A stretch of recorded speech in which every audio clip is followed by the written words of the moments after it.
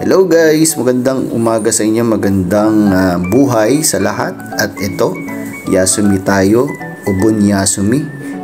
Kaya maglilinis tayo. So yan, ang una nating lilinisin ay yung CR.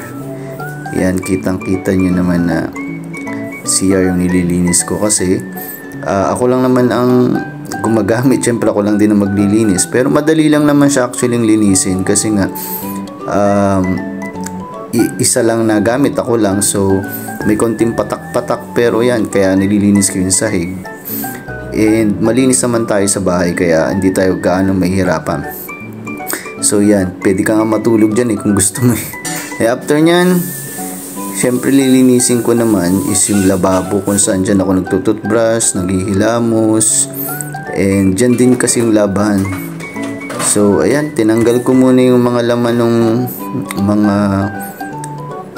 ng aking yung may cabinet dyan, sa cabinet bantag, yung mga lagayan yon. So nilinis ko muna yan. O nga, alikabok lang mostly yung mga dumi-dumi niyan, kasi kaya lang malinis naman dito talaga yung bahay sa Japan. Ang kailangan lang lininisin mo din mga twice a week, ganan, kasi nga alikabok, kumbaga yung mga ang nagiging dumi lang yan kapag winter, kasi moist ba, yun yung kumakapit yan. So nagpunas na rin tayo pinunasan na rin natin yung cabinet nga, yun yung lagay ng aking sabon. So yan, pati yung washing machine nilinis na rin natin. And after nya nilinis ko na ang bathtub at saka yung shower room ko.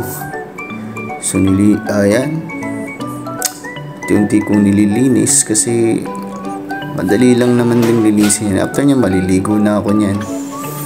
And habang yan, pagkatasan fresh na tayo, nakaligo na, diba? Ang gwapo sana all. So ipapakita ko sa inyo yung mga nalinis ko ngayon. Ayan yun, yung nilinis ko kanina.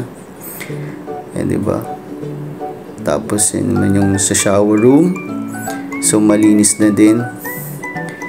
And bathtub,